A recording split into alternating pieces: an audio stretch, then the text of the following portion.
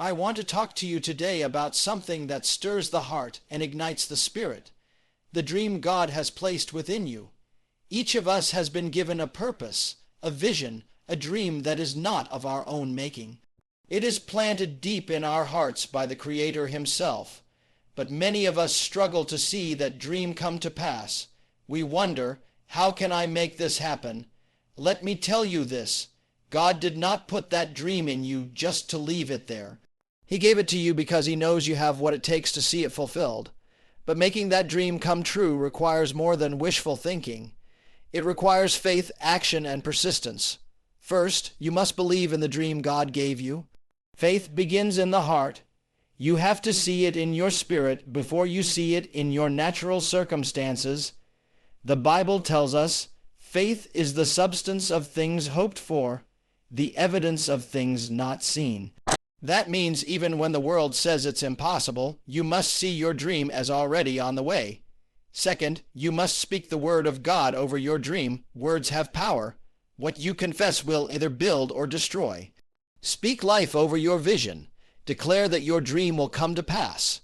When you speak God's word with faith, it begins to activate the forces of heaven in your favor. Third, you must take action. Faith without works is dead. God's word is alive, but it works in partnership with your obedience. Don't wait for everything to line up perfect. Let's step out, even in small ways, and God will meet you in the journey. Every step you take toward your dream positions you for the breakthrough you need. Fourth, you must stay persistent, even in the face of challenges. There will be opposition. There will be moments when it seems like nothing is happening. But remember, every delay is not a denial. It's a time to strengthen your faith and refine your character. Keep pressing forward. Keep holding on to the promise. Finally, you must trust God's timing. Dreams are not fulfilled overnight. But if you remain steadfast in faith, obedient in action, and unwavering in your hope, God will bring it to pass at the perfect time. He knows the end from the beginning, and He will guide you every step of the way. So I encourage you today, do not give up on the dream God put in your heart. Speak it, believe it, act on it, persist in it, and trust Him for it. The dream that seemed impossible yesterday can be your reality tomorrow. Remember this, God is faithful, and His promises never fail. The dream He gave you is not just a wish, it's a divine assignment. Take it, embrace it, and see it come to pass. Thank you, and may your dreams become your testimony.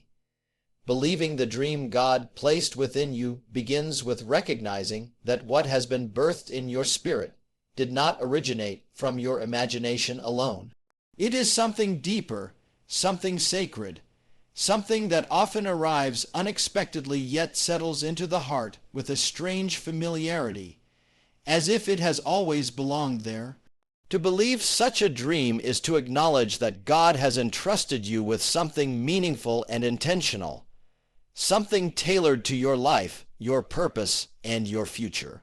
Belief is not an emotion, but a spiritual posture, a decision to treat what God has spoken to your heart as more real than the circumstances that surround you. There will always be voices, both internal and external, that try to diminish the importance of the dream or convince you that you misunderstood.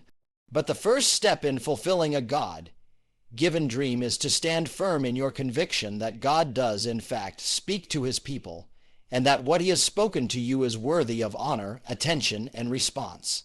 Belief requires you to silence the noise and lean into the quiet assurance that the dream placed in your heart is not an accident.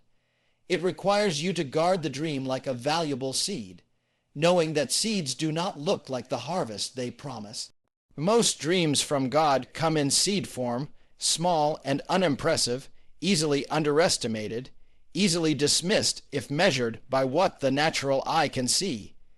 Believing the dream means choosing to view the seed not for what it is, but for what it will become. Just as a farmer looks at a seed and envisions the full, grown tree, you must look at the promise God has given you and see the end, not the beginning. This vision does not come from human reasoning, but from spiritual insight. the ability to perceive what God has already completed in eternity, even before you see it unfold in time. When belief settles into the heart, it becomes a lens through which you see your life differently. Obstacles no longer appear as barriers, but as training grounds. Delays no longer feel like denials because you understand that timing is part of the process. Belief strengthens your feet to walk in directions you might otherwise avoid. It conditions your mind to expect God to be faithful, even when you cannot trace His hand. Belief is strengthened through communion with God. When you fellowship with Him, when you meditate on His Word, when you quiet your mind enough to hear the gentle leading of His Spirit, the dream becomes clearer and your confidence in it deepens. The more time you spend in His presence, the more you recognize His voice, and the less you question whether the dream truly came from Him. Belief grows through consistency. Whenever you choose to return to the place where God originally stirred your heart, you fan the flame of the dream. Many lose their dream not because it wasn't real, but because they drifted from the presence that ignited it. Fellowship with God is like oxygen to the dream. The more you breathe it in, the more alive the dream becomes. Believing the dream also means refusing to evaluate it by the limitations of your own ability. God never gives a dream that matches human strength. He gives dreams that require divine partnership. When you measure a God-given dream through natural ability, it will always appear impossible. But impossibility is the proof that the dream is divine. It is meant to draw you into reliance on God, meant to remind you that His power working through you accomplishes what your human strength never could. Belief means acknowledging that the dream is not about your capability, but about God's faithfulness. You may look at yourself and see weakness, inexperience, flaws, and shortcomings, but belief allows you to look at God and see power, wisdom, direction, and stability. When belief becomes rooted, you stop disqualifying yourself based on your limitations and start qualifying yourself based on God's limitless ability. Belief requires protecting the dream from doubt. Doubt is subtle. It whispers, it questions, it reasons away the supernatural. Doubt will make you examine every angle except the one God asked you to trust.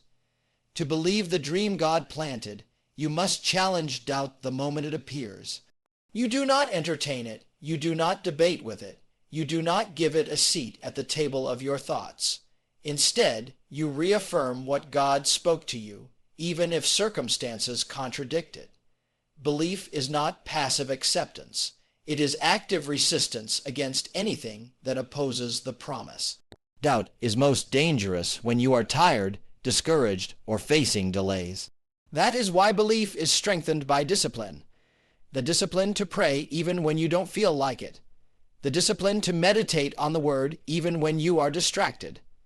The discipline to encourage yourself even when no one else seems to understand. Belief must be fed daily, otherwise doubt will begin to erode its foundation. Believing the dream also involves aligning your identity with what God has spoken. You cannot fulfill a divine dream while seeing yourself through a broken or diminished identity. When God gives a dream, He also gives the capacity to become the person necessary to carry that dream. That transformation begins with how you see yourself. If your identity is grounded in past failures, insecurities, or the opinions of others, the dream will always feel out of reach. But when your identity is rooted in what God says about you, chosen, equipped, strengthened, anointed, you begin to see yourself as capable of partnering with God. Belief requires you to rise above your past, to let go of labels, to release old narratives, and to step into the identity God intended for you. The dream becomes believable when you understand that God sees more in you than you see in yourself. Believing the dream requires focus. A divided heart cannot nurture a divine vision. There will always be distractions, opportunities that look appealing but do not align with your calling, people whose influence pulls you away from your purpose, responsibilities that drain your time without contributing to your destiny. Belief helps you discern what deserves your attention and what does not. It enables you to say no to the unnecessary so you can say yes to the essential. Many dreams fail not because they were impossible, but because the dreamer failed to protect their focus. Belief sharpens your attention, helping you guard the dream against anything that would dilute its progress. Focused belief creates momentum. Scattered belief creates stagnation. Believing the dream God gave you is not a one-time act, but a continual decision. There will be moments when you feel strong and confident, moments when everything seems to align perfectly. But there will also be moments of confusion, weariness, and discouragement. In those moments, belief becomes a choice you make, not based on feelings, not based on visible progress, but based on your conviction that God is faithful. To believe the dream is to anchor your heart in His character. Even when emotions fluctuate, belief remains steady because its foundation is unchanging. God's faithfulness is your confidence, His promises are your assurance, and His word is your stability. Taking faith-filled action toward the dream God gave you involves moving in obedience even when the path is unclear. Faith does not wait for every detail to be clarified. Faith steps out with what it knows, trusting that God will reveal the rest along the way. Action is the bridge between believing the dream and seeing it fulfilled. Many people believe strongly but never act boldly. They wait for perfect timing, perfect clarity, perfect resources, or perfect conditions, not realizing that such perfection never arrives. Faith-filled action means stepping into the unknown with confidence that God has gone before you. It means doing what you can with what you have and trusting God to multiply your effort. Faith-filled action begins with small steps. You may have a dream that seems enormous, overwhelming, or too distant to approach. But every great calling unfolds through small acts of obedience. The small steps are not insignificant. They are foundational. They build consistency, discipline, and stewardship. God watches how you handle the small responsibilities before He places larger ones in your hands. Action is the proof that you take the dream seriously. When you move, heaven moves with you. When you act, God aligns opportunities, connects relationships, and orders your steps in ways you could never orchestrate yourself. Faith-filled action also means overcoming the paralysis of fear. Fear tries to convince you that moving forward is dangerous, that failure is inevitable, that risk is too high. But faith-filled action does not deny the presence of fear. It simply refuses to bow to it. Courage is not the absence of fear, but the refusal to let fear control your decisions.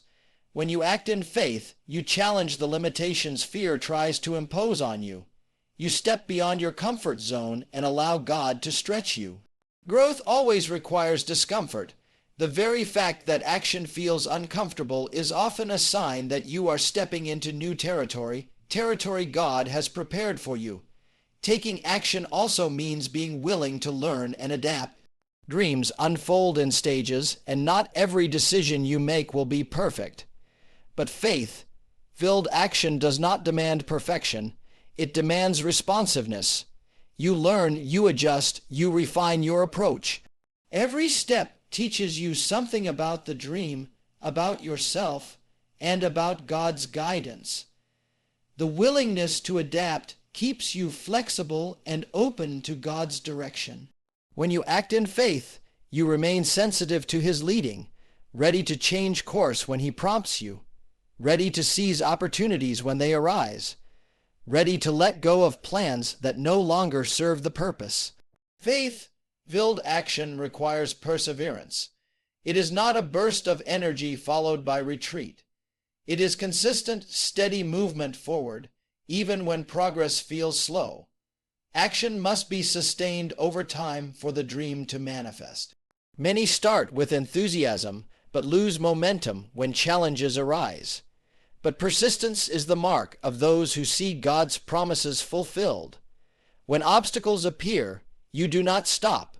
You reassess, you adjust, and you continue moving. Action that persists eventually produces breakthrough.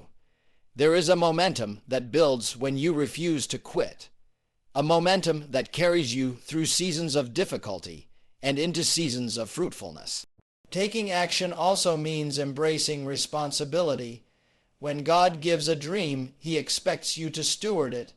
He does not do for you what He designed you to do, and you cannot expect miraculous intervention where He has instructed practical action. Faith-filled action acknowledges that partnership.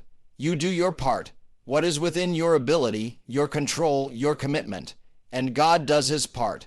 This cooperation creates a flow of progress. It keeps you engaged, invested, and accountable. When you take responsibility for the dream, you treat it with honor, care, and intentionality.